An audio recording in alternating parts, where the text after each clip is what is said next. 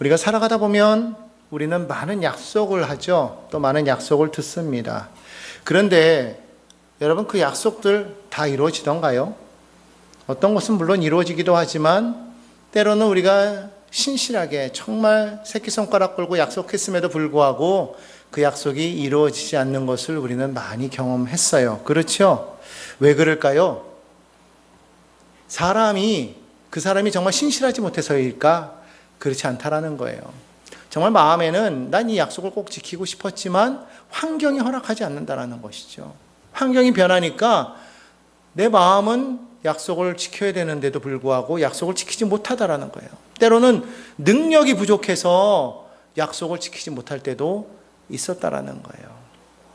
사람은 그렇다라는 거예요. 자, 그런데 하나님은 어떤가요? 하나님의 약속은 다르다라는 거예요.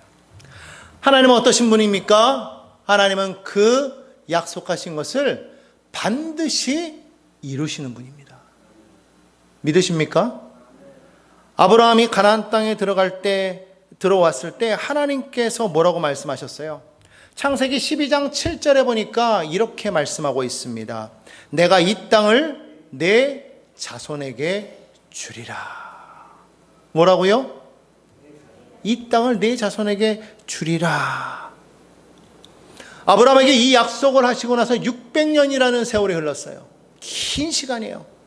600년이면은요, 우리가 보통 조선왕조 500년이라고 그러잖아요. 한 나라가 세워졌다가 망하는 그러한 시간 더 넘어서 그 시간이 600년이에요. 어마어마한 시간입니다. 그런데 그 시간이 흘렀을 때 아브라함도 죽고 이삭도 죽고 야곱도 죽고 요셉도 죽었어요. 그리고 그들의 후손들은요, 애굽의 노예가 되었어요. 400년 동안을 그들은 애굽에서 노예 생활을 했어요.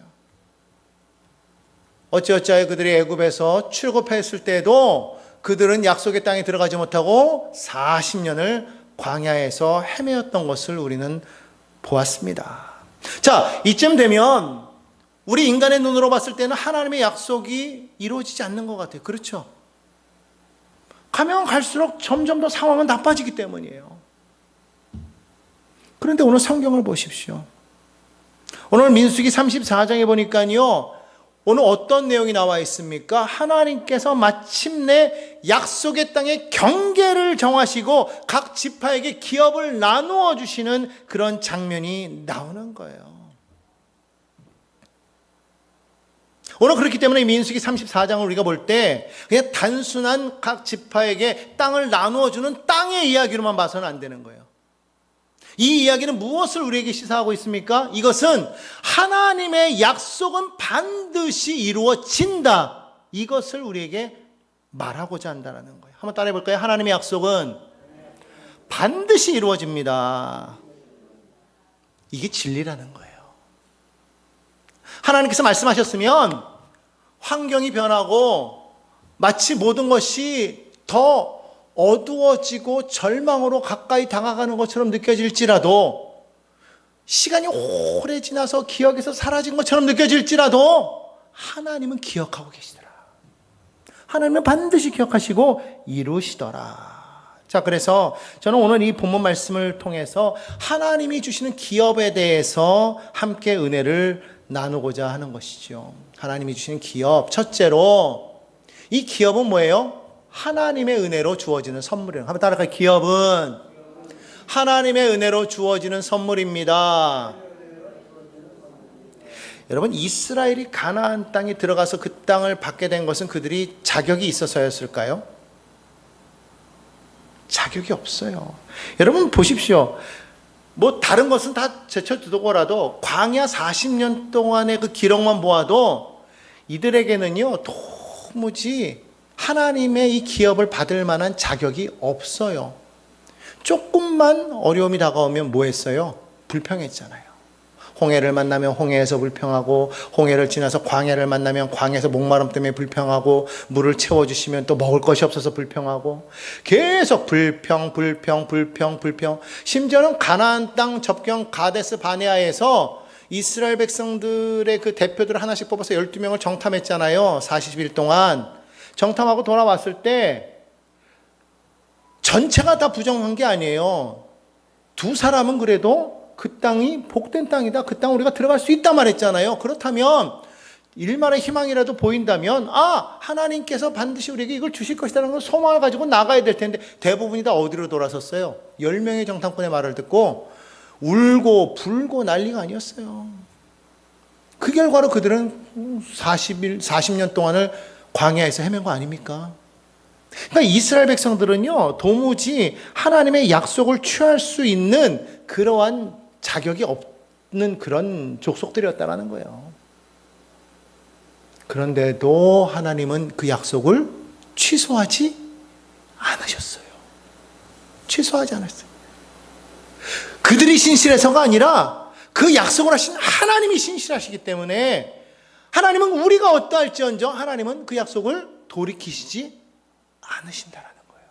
여러분, 그게 은혜예요. 우린 이것을 기억해야 될 줄로 믿습니다. 우리가 내 공로가 있어서 구원을 받았다면 자랑할 수 있어요. 그런데 우리가 구원받은 것은 내 공로가 있어요? 없어요. 요만큼이라도 있으면 모르겠는데 내가 구원받은 거기에는 내 지분이 0.00000000001도 없어요. 아예 없어요. 오직 온전히 하나님의 은혜로만 된 거예요. 자, 그래서 신명기 9장 5절에 보면은요, 하나님께서 분명하게 말씀하시는 거예요. 함께 한번 읽어볼까요? 시작. 내가 가서 그 땅을 차지함은 내 공의로 말미암음도 아니며 내 마음이 정직함으로 말미암음도 아니요. 너가 의로워서도 아니고 네가 정직해서도 아니라는 거예요. 다시 말하면 가나안 땅은 상급이 아니라는 거예요. 뭐다? 선물이다. 선물이라. 은혜는 거저 주시는 하나님의 선물인 거예요. 내가 잘해서 1등 아무개, 공로상 아무개, 이게 아니라 아무것도 안 했는데 난장판인데 그럼에도 불구하고 하나님이 애따 선물이다. 너를 위해서 좋은 걸 준비했다. 할렐루야. 신명기 8장 17절로 18절에 그래서 이렇게 말씀하시는 거예요. 함께 읽어봅니다. 내 능력과 내 손의 힘으로 내가 이 재물을 얻었다 말할 것이라. 이스라엘 백성들이 그럴 거라는 거예요. 그런데 하나님 뭐라고 말씀하세요? 내 하나님 야훼를 기억해라. 그가 내게 재물 얻을 능력을 주셨다. 그러니까 우리가 막 능력이 있어가지고 내 손으로 막 노력해서 이 재물을 얻었다 이렇게 말하지만 사실은 그게 아니라 그 능력을 누가 줬느냐? 하나님 내가 주었다 이렇게 말씀하시는 거예요. 그 하나님을 기억하라는 거예요. 그걸 기억하도록 하기 위해서 하나님께서는 광야에서 만나를 내려 먹이시면서 하나님을 자꾸 기억하게 하신 거예요. 네 힘과 능력으로 살아가는 게 아니야. 그 능력 또한 내가 준 거야. 오늘 많은 사람들이 그렇게 생각하잖아요. 자기가 잘나서 자기가 열심히 있어서 부지런해서 재능이 있어서 이렇게 만들었다고 생각하지만 아니라는 거예요. 그 능력을 누가 주셨느냐? 하나님이 주셨더라. 교만하지 말아라. 우리 구원도 마찬가지라는 거예요. 바울은 에베소서 2장 8절로 9절에 말합니다. 함께 읽습니다. 너희는 그 은혜에 의하여 믿음으로 말미암아 구원을 받았으니 이것은 너희에게서 난 것이 아니요 무엇이다? 하나님의 선물이라. 그렇습니다. 구원은 뭐예요? 하나님의 선물인 거예요. 내가 그 하나님께 선물. 그러니까 여러분 이게요 정말 기뻐야 돼. 왜냐하면 내가 아무것도 아닌데 하나님이 내게 이런 선물을 주셨네. 할렐루야. 그러니까 여러분 구원받은 게 선물이에요. 그러니까 선물은 내게도만 주시겠어요? 하나님은요 모두에게 다 주길 원하시는 거예요. 이 기쁜 소식을 우리가 전해야 돼요, 안 전해야 돼요? 전해야죠. 여러분 우리가 하나님의 자녀가 된 것도 선물인 거예요. 내가 잘나서가 아니고 내가 이뻐서도 아니고 하나님의 선물인 거예요. 오늘 우리가 이 자리에 나와서 예배를 드리는 것도 하나님의 선물이에요. 그렇습니다. 내게 건강 주심도, 가정을 주신 것도, 교회를 주신 것도, 사명을 주시는 것도 모두 다 뭐다? 선물이다. 이것을 잊지 마시기를 바랍니다. 우리는요 종종 받은 은혜보다 없는 것을 볼 때가 참 많아요. 이상하게 내 손에 꼭 없는 것만 바라보죠. 분명히 주어진 게 있는데도 불구하고 어리석은 사람이라는 거예요. 내게 있는 것을 세워보라는 거예요. 찬송가에도 있잖아요. 받은 복을 세어 보아라. 물론 안 받은 것도 많지. 근데 안 받은 거 세기보다는 받은 거 세는 게 더 기쁘지 않아요? 내게 있는 거 세는 게 더 기쁘지 않아요? 맨날 받지 못한 거 세면서 마음에 불평하고 낙심하고 원망하고 절망하고 비교하고 슬퍼하고 이러지 말고 내게 주어진 작은 거에 늘 세어보면서 야, 이것도 주셨지 저것도 주셨지 감사하면 삶의 기쁨이 충만하게 될 줄로 믿습니다. 그런데요, 이스라엘은 안 그랬다라는 거예요. 그렇게 하나님의 선민으로서 은혜를 받았는데도 불구하고요, 그들은 있는 것보다 없는 걸 택했어요.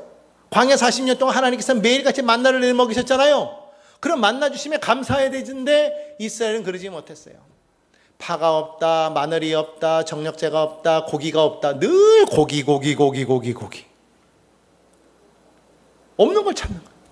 하나님께서 구름 기둥과 불 기둥으로 인도하시는데도 불구하고 얼마나 큰 은혜가 있어요. 근데 그걸 바라보면서도 환경이 어떻다 저쩌다, 성경 민수기에 보면 길로 인하여 그들이 불평했다고 그랬잖아요. 늘 길이 힘들다, 어렵다, 덥다, 계속 없는 거 갖고 불평하는 거예요. 그러니까 이들 입에서 감사가 나와요, 안 나와요? 안 나오고 불평만 나오는 거예요. 감사는 어떤 때 나오냐면요, 내가 받은 것을 바라볼 때 감사가 나와요. 한번 따라합시다. 내가 받은 것을 바라볼 때 감사가 나오고, 없는 것을 바라보면 불평이 나온다. 여러분, 있는 것 바라보시기 바랍니다. 없는 것 바라보고서요 자꾸 불평하는 사람 되지 말기를 간절히 부탁을 드립니다. 미국의 링컨 대통령이 하나님이 기뻐하는 대통령이었던 건 뭐냐면, 그는 남북전쟁이라는 그 큰 전쟁을 겪고 있는 그 와중에도요, 그는 추수감사절을 꼭 지켰다는 거예요. 다른 건 몰라도 추수감사절은 뭐 하는 날이에요? 하나님께 감사드리는 날이잖아요. 그 전쟁 와중에 이런 걸 챙길 여력이 어디 있어요? 그런데도 불구하고 그는 그런 전쟁의 그 포화 속에서도 하나님께 먼저 감사하는 인물이었다라는 거예요. 그렇기 때문에 정말 이 역사상의 위대한 인물이 된 것이 아닌가 그렇게 생각되어집니다. 링컨은요, 상황이 좋아서 그랬던 것이 아니에요. 그는 하나님의 은혜를 기억했다라는 거예요. 오늘 저와 여러분도 마찬가지입니다. 환경이 좋다고 감사합니까? 아닌 거예요. 내게 주신 그 은혜를 기억할 때 감사할 수가 있는 거예요. 절대로 여러분 상황 때문에 우리 마음이 왔다 갔다 요동쳐서는 안 되는 거예요. 내게 주신 은혜를 기억하고 그 은혜를 바라보시기를 바랍니다. 그게 뭐다? 그게 신앙이라는 거예요. 그러니까 신앙은 환경을 바라보는 게 아니고 뭘 바라보는 거예요? 은혜를 바라보는 거예요. 많은 사람들이 믿는다고 하면서도 환경을 바라보기 때문에 넘어지는 거예요. 예수님과 함께 배를 타고 갈릴리 바다를 건너는 제자들이 풍랑이 일 때 그들이 절망했던 것은 예수님과 함께하고 있었기 때문에 우리는 안전하다가 아니라 예수님이 그들과 함께하고 계심에도 불구하고 그 풍랑 중에도 예수님이 주무시고 계신다면 그럼 우리는 안전해. 그런 믿음이 있을 수 있는데 그러지 못했다는 거예요. 환경 바라보고 그 뱃사람들이요, 나 죽겠어 그러는 거예요. 그 뭐냐면 신앙이 없었다라는 것이죠. 신앙은 환경을 바라보지 않는다. 오늘 우리가 여기까지 온 것도 우리의 능력과 실력이 아닌 거예요. 하나님의 은혜인 줄로 믿습니다. 바울이 고백했죠. 고린도전서 15장 10절에 뭐라고 말했습니까? 내가 나 된 것은 하나님의 은혜로 된 것이다. 그렇습니다. 성도는요, 성공하는 사람을 성도라고 하지 않아요. 성도는 은혜 받은 사람을 성도라고 하는 것을 믿으시기를 바랍니다. 여러분, 성도예요, 아니에요? 성도죠. 성도면서도 은혜 받은 사람만 보면은 정말 저 사람은 믿음이 좋아서 성공했어. 아니에요. 성공한 것 보고서, 잘된 것 보고서 저 사람은 성도다 그렇게 얘기하면 안 되는 거예요. 저 사람이 정말 은혜 받았느냐, 은혜의 사람이냐, 성도야. 꼭 교회 안에서 보는 눈이 달라져야 될 줄로 믿습니다. 신앙생활을 하면서요, 가장 위험한 순간이 언제인지 아십니까? 그래서 은혜를 잊어버릴 때예요. 은혜를 잊어버릴 때가 가장 위험할 때인 것을 우리가 기억해야 됩니다. 대부분이 은혜를 잊어버린 사람은요, 성공하면 내 능력 때문에 성공했다고 그렇게 생각하고요, 건강하잖아요? 그러면 내가 관리를 잘해서 내가 건강한 거예요, 이렇게 생각한다라는 거예요. 교회가 성장하면은요, 대부분 내가 열심히 있었기 때문에 그래서 잘 된 거야라고 그렇게 생각할지 모르지만 아닌 거예요. 모든 것이 다 무엇입니까? 하나님의 은혜인 거예요. 오늘 우리가 이것을 기억해야 될 줄로 믿습니다. 여러분, 지금 이 모든 것은요, 하나님이 우리에게 주신 기업이에요. 선물이에요. 오늘 야고보 기자는 말합니다. 야고보서 1장 17절에 말합니다.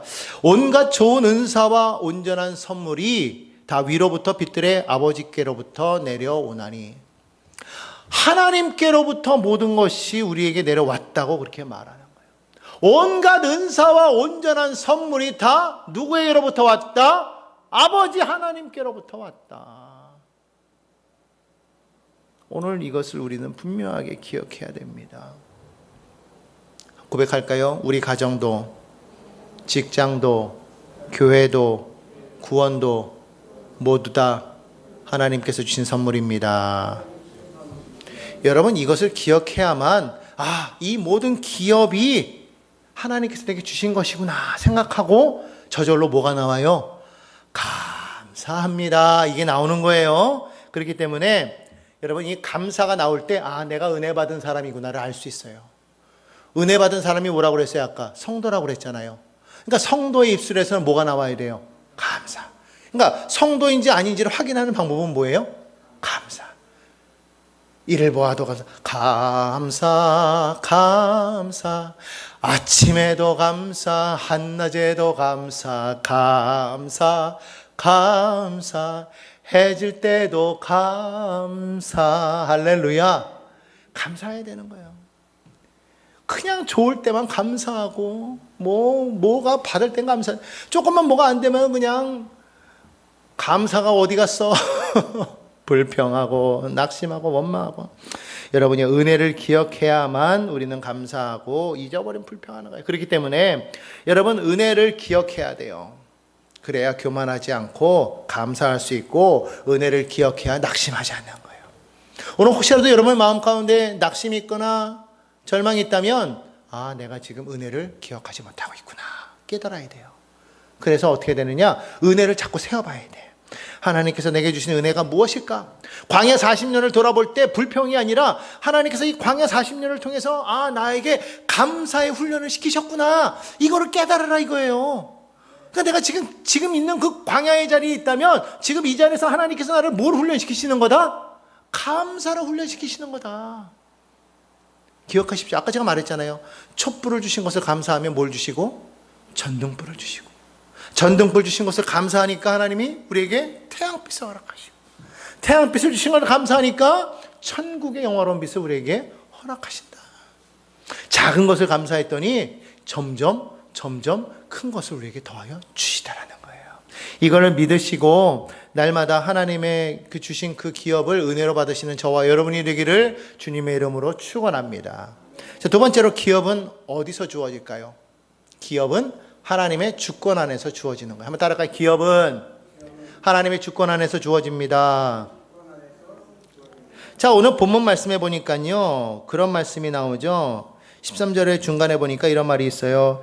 이는 너희가 제비 뽑아 받을 땅이라. 제비 뽑아 받을 땅이라. 여러분, 제비를 뽑는다라는 건 여러분 잘 아는 것처럼 이렇게 이런 봉투 안에다가 여러 가지를 넣고 거기서 하나를 툭 뽑아가지고 걸려 나오는 거, 그런 거잖아요. 그래서 우리는 보통 그걸 뭐로 생각해요? 우연이다, 운이다, 그렇게 생각하잖아요. 그런데 여기서 말하는, 이 성경에서 말하는 이 제비 뽑는 거는요, 우연이 아니라는 거예요. 잠언 기자는 잠언서 16장 33절에 이렇게 표현합니다. 함께 읽습니다. 시작. 제비는 사람이 뽑으나 모든 일을 작정하기는 누구에게 있느니라? 야훼께 있느니라. 제비를 사람이 뽑는데 그것을 결정하는 분이 누구라는 거예요? 하나님이시라는 거예요. 그러니까 여러분, 이것을 알아야 돼요. 이스라엘 백성들이 지금 어느 땅을 받을지 몰라서 지금 우왕좌왕하고 있잖아요. 그런데 하나님은 이미 그것을 알고 계셨다라는 거예요. 그래서 하나님께서는 그 땅을 다 알아서 주기 위해서 하나님께서 뭐하라? 제비 뽑아라. 그런데 이미 작정하고 계시더라는 거예요. 사람이 뽑았지만 하나님께서 이미 정하고 계시더라는 거예요. 사람이 봤을 때 우연이지만 하나님 편에서 봤을 때는 이미 짜여진 각본이라는 거예요. 계획이라는 거예요. 그러니까 하나님께는 우연이라는 게 없어요. 다 거기에는 하나님의 놀라운 섭리가 있는 것을 믿으시기를 바랍니다. 성경에 보면 룻이라는 사람이 나와요. 이 룻은 모압 여인이었습니다. 그 모압 여인이 이스라엘까지 와서 그가 자기 시모를 위해서 보아스라는 사람의 그 밭에 들어갔을 때, 여러분 그게 우연히 들어간 것 같습니까? 아니었다라는 거예요. 그가 그 밭에 들어갔을 때는 몰랐어요. 그 밭의 주인이 누군지도. 하지만 그가 거기서 보아스를 만나게 되고 그 보아스와 결혼을 하게 됨으로써 그는 놀랍게도 다윗의 조상이 되는 거예요. 다윗의 조상만 되었습니까? 예수 그리스도의 조상이 된 거예요. 우연인 것 같은데 하나님의 계획이 있었다라는 거예요. 여러분 요셉을 보십시오. 우리가 요셉 잘 알잖아요. 형들에 의해서 팔려갔어요. 그런데 그 끝은 어떻게 됩니까? 놀랍게도 애굽의 총리가 되었어요. 그를 통해서 하나님께서는 한 민족을 구원하셨어요. 우연입니까? 아니에요. 요셉이, 지난주에도 우리가 말했지만 요셉이 뭐라고 그랬어요? 하나님께서 이 모든 것을 행하셨다고 그가 고백하고 있지 않습니까? 여러분이 잘 아는 에스더를 보십시오. 여러분 에스더가 왕비가 된 게 우연이 된 것 같습니까? 아니에요. 에스더가 왕비가 됨으로 인해서 그로 인해 이스라엘 백성들이 죽음에서 건전함을 받게 된 거예요. 성경을 보면은요, 모든 것이 다 우연인 것 같아요. 그런데 지나고 나서 보면, 아, 하나님께서 일하고 계셨구나. 여러분, 비단 성경만 그럴까요? 아니에요. 우리의 삶도 그렇다라는 거예요. 우리의 삶을 돌아보십시오. 우리가 누군가를 만나요. 우리가 어떤 직장에 들어가요. 우리가 교회에 이렇게 모였어요. 어떤 사건을 만났어요. 여러분 그 모든 것을 우리가 돌이켜보면 거기에 반드시 하나님이 함께하고 계심을 우리는 기억해야 될 줄로 믿습니다. 하나님은 그 모든 것 바깥에 계시는 분이 아니라 그 안에 함께 거하시는 분이라는 거예요. 로마서 8장 28절 우리가 잘 아는 말씀이죠. 뭐라고 말합니까? 하나님을 사랑하는 자, 곧 그 뜻대로 부르심을 입은 자들에게는 모든 것이 합력하여 선을 이루느니라. 영국의 유명한 설교자였던 찰스 스펄전은 이렇게 말했습니다. 하나님의 자녀에게는 우연이 없다. 하나님의 자녀에게는 우연이란 없는 거예요. 다 하나님의 주권 가운데 계획하신 이름을 우리는 기억해야 될 줄로 믿습니다. 그렇기 때문에 여러분 성도는요, 운명을 믿으면 안 돼요. 운명이 어떠니 뭐가 돼. 성도는요, 하나님의 섭리를 믿어야 돼요. 하나님의 섭리. 운명이 아니라 뭐다? 하나님의 섭리다. 오늘 여러분이 서 있는 그 자리도 하나님의 계획 안에 있는 거예요. 그렇기 때문에 여러분 우리가 기억해야 될 것은 뭐냐면요, 하나님은 우리에게 가장 좋은 때에 가장 좋은 방법으로 일하시더라. 언제요? 가장 좋은 때에 가장 좋은 방법으로. 그렇기 때문에 여러분 믿음의 사람은요, 불평하기보다는 하나님을 신뢰해야 됩니다. 오늘 이와 같은 지혜가 여러분 안에 있기를 주님의 이름으로 축원합니다. 마지막으로 그러면 이 기업을 우리는 어떻게 해야 될까요? 성도는 기업을 책임 있게 지켜야 된다. 한번 따라할까요? 기업을 책임 있게 지켜야 합니다. 여러분 하나님께서 기업을 주시고 그냥 그것으로 딱 끝 이렇게 하신 게 아니에요. 주고 이제 끝, 이제 줬으니까 됐지? 끝이야? 이게 아니라 오늘 하나님께서는 뭐 하라고 하시는 거예요? 그 땅을 관리하라고 그렇게 말씀하시는 거예요. 하나님께서 우리에게 기업을 주셨을 때 그것을 그냥 우리가 누리고 그냥 방치하라고 주신 것이 아니에요. 창세기에 보면은요, 하나님께서 이 에덴 동산을 만드시고 거기에 사람을 두셨을 때 뭐라고 말씀하십니까? 이거 다 너에게 주는 거야? 누려라 그렇게만 말씀하셨습니까? 아니에요. 누리되 어떻게 하라고 말씀하셨어요? 잘 다스려라 그렇게 말씀. 다스린다라는 것은 뭐냐면은요, 관리한다라는 거예요. 창세기 2장 15절에 보니까 어떻게 이렇게 말씀하셨습니까? 하나님께서 그들을 에덴 동산에 두어 그것을 경작하며 지키게 하셨더라. 그러니까 하나님이 주신 그 기업은 은혜로 우리에게 선물을 주셨는데, 근데 그것은 단순히 하나님께서 주시고 누리게만 하시는 것이 아니라 우리에게도 책임이라는 게 있다라는 거예요. 어떻게 잘 지켜야 될 책임이 있더라. 그러니까 중요한 것은 이거예요. 받는 것도 중요하지만 지키는 것도 중요하다. 아멘입니까? 하나님은 오늘 우리에게 다양한 기업을 맡기셨어요. 첫 번째로는 믿음의 기업인데요. 디모데후서 4장 7절에 보면 바울이 이렇게 말합니다. 나는 선한 싸움을 싸우고 나의 달려갈 길을 마치고 믿음을 지켰으니. 우리가 지켜야 될 기업이 있다면 첫 번째로 무슨 기업이다? 믿음의 기업이라는 거예요. 따라합시다. 믿음의 기업. 여러분, 우리가 세상을 얻고 세상을 얻었어요. 그런데 믿음을 잃어버린다면 그러면 여러분 그게 맞을까요? 아니라는 거예요. 세상을 얻고 믿음을 잃으면 모든 것을 잃어버리는 거예요. 그렇기 때문에 여러분, 우리가 제일 먼저 지켜야 될 건 뭐냐면 믿음을 지켜라. 그래서 바울은 자기 일생의 모든 싸움 가운데에서 결국 마지막에 뭐라고 고백해요? 믿음을 지켰다. 여러분, 우리 삶의 마지막에 우리의 고백이 바울의 고백이 되기를 간절히 소망합니다. 내 선한 싸움을 싸우고 나의 인생길을 다 마치고 나서 보니까 나는 믿음을 지켰더라. 믿음을 지켰더라. 이 말은 무슨 말이냐면 우리가 믿음 생활하다가 믿음이 떨어질 수 있다는 거예요. 믿음을 상실할 수 있다는 거예요. 믿음을 잃어버릴 수도 있다는 거예요. 그러니까 처음 믿었다고 해서 그 믿음이 한 번 믿으면 믿음이 쭉 가는 게 아니라 그 믿음을 우리는 어떻게 해야 된다? 지켜라 이거예요. 지켜라 끝까지. 아멘. 그와 같은 저와 여러분이 되기를 간절히 소망합니다. 두 번째로 어떤 기업을 우리는 지켜야 될까요? 가정의 기업을 지켜야 됩니다. 시편 127편 3절에 보니까 이렇게 말합니다. 보라, 자식들은 야훼의 기업이요. 하나님께서 오늘 우리에게 자녀라는 그런 기업을 주셨는데 그것은 내 소유가 아니라 하나님의 기업이라고 분명하게 말하고 있습니다. 그렇기 때문에 오늘 우리가요, 이 기업을, 자녀라는 기업을 온전히 키우기 위해서는 어떻게 해야 될까요? 성경은 이렇게 말합니다. 신명기 6장 6절로 7절에 보니까 오늘 내가 내게 명하는 이 말씀을 너는 마음을 새기고 내 자녀에게 부지런히 가르치며 이렇게 말하고 있어요. 그러니까 부모에게 있어서 가장 큰 책임은 뭐냐면 애를 좋은 학교에 보내는 것이 아니라는 거예요. 오늘날 우리 많은 사람들이 아이들을 좋은 학교에 보내려고만 노력하잖아요. 그게 아니라는 거예요. 가장 큰 책임은 뭐냐면 아이들에게 하나님을 아는 믿음을 전수해 주는 거예요. 그게 가장 큰 책임이라고 말씀하고 있다는 것이죠. 그러할 때 가정이 강건하게 사는 거예요. 오늘 그와 같이 가정을 지키는 여러분이 되기를 간절히 바랍니다. 세 번째로 우리에게는 교회라는 기업을 주셨어요. 따라합시다. 교회. 교회는 하나님이 맡기신 공동체죠. 이 하나님이 맡기신 이 공동체인 이 교회를 우리는 어떻게 행해야 될까요? 우리는 교회를 소비하는 곳으로 생각해서는 안 된다는 거예요. 교회를 함께 세워가야 된다. 따라합시다. 교회를 함께 세워가야 합니다. 무엇으로 세울까요? 기도로 세우고 헌신으로 세우고. 뭐라고요? 기도로 세우고 헌신으로 세우고. 우리가 날마다 교회를 위해서 기도하고 교회 안에서 우리가 정말 무엇라도 하나라도 우리가 할 수 있을지 생각해 보면서 자그마해도 그냥 우리가 행하는 그 손길이 교회를 세워 나아가는 것을 믿으시기를 바랍니다. 네 번째로 우리에게 사명이 주어졌어요.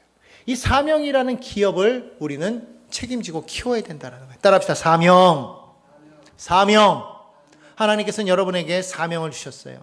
여러분 달란트 비율을 보면은 거기에 보면은 1달란트 받은 사람, 2달란트 받은 사람, 5달란트 받은 사람 나오잖아요.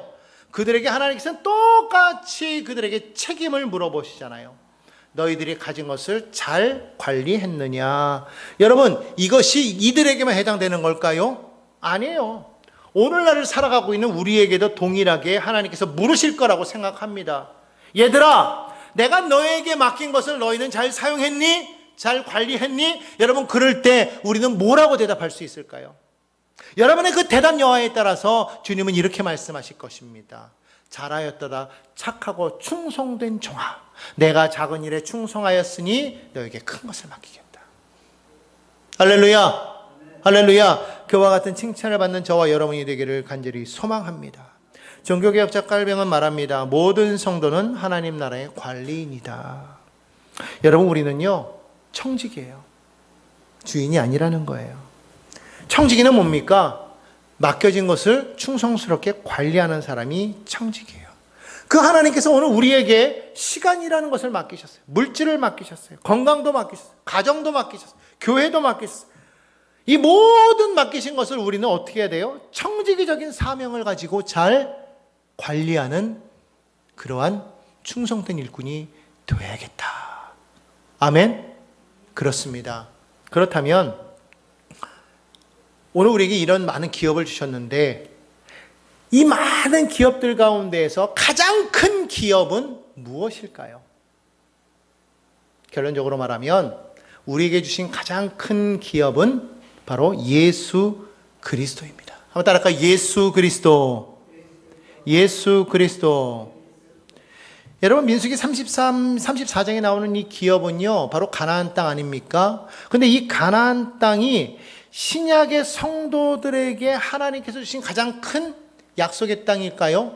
아니라는 거예요.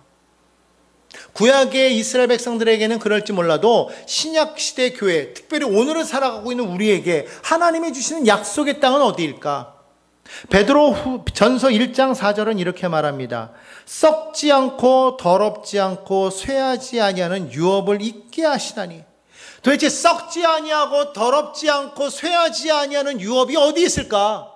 세상의 모든 것을 바라보면 다 사라지잖아요. 나라도 사라지고 사람도 사라지고 재산도 사라지고 땅도 변하고 10년이면 강산이 변한다고 그랬듯이 모든 것이 다 사라지는 이 세상 속에서 영원히 변치 않는 것 오직 하나님의 말씀. 그 말씀이 곧 누구를 뜻합니까? 예수 그리스도. 그렇습니다. 오늘 우리에게 하나님께서는 바로 예수 그리스도라는 영원한 기업을 주심으로 말미암아 그 안에 있는 구원으로 우리를 살리시고 우리에게 복 주시는 것을 믿어야 될 줄로 믿습니다. 오늘 민수기 34장에서 하나님이 약속의 땅을 나누어 주셨듯이 오늘도 하나님은 자기 백성들에게 영원한 기업을 나누어 주시는 거예요. 오늘 우리는 그 은혜를 기억해야 될 줄로 믿습니다. 오늘 세 가지 말씀드렸잖아요. 하나님이 주신 선물이다. 은혜예요. 우리는 그것을 기억해야 될 줄로 믿습니다. 두 번째로 우리는 하나님의 주권을 신뢰해야 되는 거예요. 모든 기업은 하나님의 주권 안에서 주어진다고 그랬기 때문에 하나님의 주권을 신뢰해야 돼요. 세 번째로 우리는 내게 주어진 그 기업을 충성되게 지켜야 될 것이다. 충성되게. 세 가지 말씀드렸어요. 그러나 여기서 더 나아가서 무엇보다도 중요한 것은 무엇일까? 바로 예수 그리스도를 붙잡아야 된다는 거예요. 예수 그리스도를 붙잡을 때에 그 영원한 기업을 통해 하나님의 영광이 여러분을 통해서 나타나게 될 줄로 믿습니다. 그러한 믿음의 성도님들 다 되시기를 주님의 이름으로 축원합니다.